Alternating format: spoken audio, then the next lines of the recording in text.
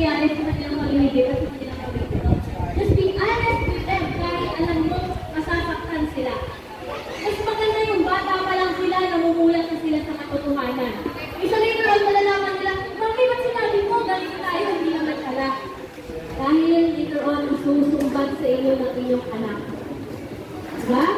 Honesty, una sa honesty, or being honest, ay yung budgeting. Example, as a solo parent, kung kinikita mo lang sa isang araw, na kaya ng panggastos ay 100 pesos. Ibig sabihin, kung 100 pesos lang, ang kakayanan mo sa isang araw, kailangan alam ng anak mo.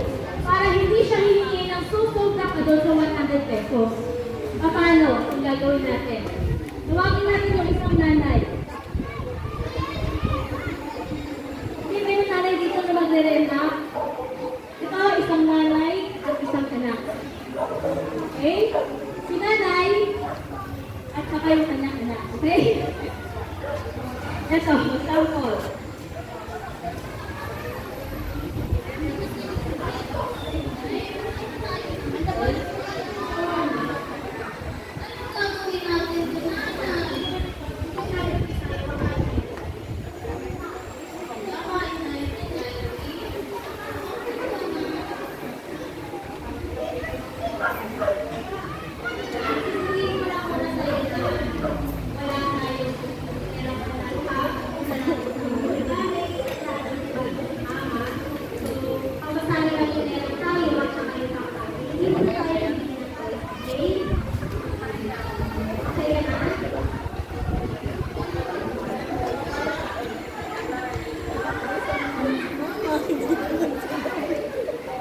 Okay, sa simula, hindi naman makakaya yung mga anak natin.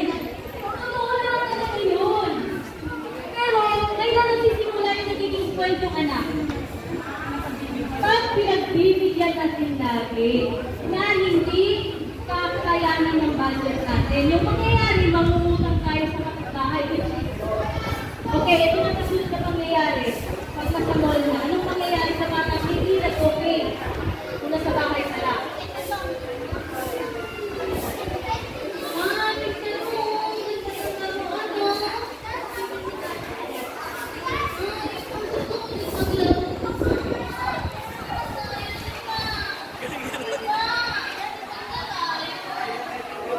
Mag-control ka.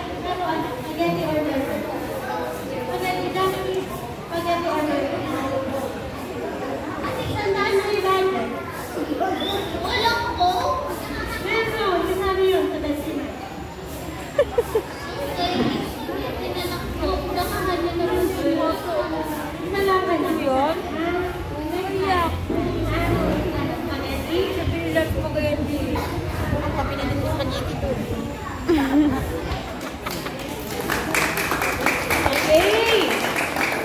Oh, sa batang ano kanina, nakinig at tumingin sa nangyari. Nangyayari din ba yun? Talaga nagwawala ka? Sino nagwawalang bata? Nagwawala ka? At nagwawalang bata? Nagwawala ka din? Kung nandun na yung parents natin, mamasahin nyo pa. Ang Jollibee, magkano yung Jollibee ngayon? 70-80 pesos. Mamasahin nyo itong dito sa pesos. Ang matitira, 10 pesos. Isang wala siyang matitira. Okay. Yung the way paano i-handle yung bata, hindi niya sinigawan. Mayroong touch, mayroong pagpapaliwanag kung bakit hindi muna sa ngayon anak. At mayroon siyang ginawa kanina. Giving options, choices sa anak. Yung choices, you are letting them, your children, to decide and to say or to think ngayon, kailangan i-challenge yung anak nyo na mag-isip. Kahit umiiyak na yan, anak, ano gusto mo? Jollibee? Sa Jollibee, ano gusto mo? Chicken or hotdog? Para yung ba, masisegue yung mind nila, yung sa gusto nila mangyari na toys. Mapupunta yung utak nila sa tinatanong ko sa Jollibee, anong gusto niya, spaghetti or hotdog? Or burger? Naintindihan nyo? Ito yung sinatawag natin, thinking words. Thinking words rather than a fighting word. Yung fighting word ganito. Fighting word. Sige anak, wala ka dyan. Hindi na ako magiging magulang ko. Isang ka lang ganito. Ibig sabihin, pag tinong sa anak mo, mas lalo siya magiging worse. Bakit? Kailangan pala mo lang sumigaw ni mama para sumunod ako. Pag yung anak mo ay nagtatantrums, yakap, pwede. At hindi madala sa yakap, just na lang, tumayo ka na lang. Hintayin mo siya magwala. Kung nag-sleep yung paligid, huwag kang mahiya at sa nanay. Huwag may mga nag-sleep sa'yo. Kasi you're just trying your best to be a mom.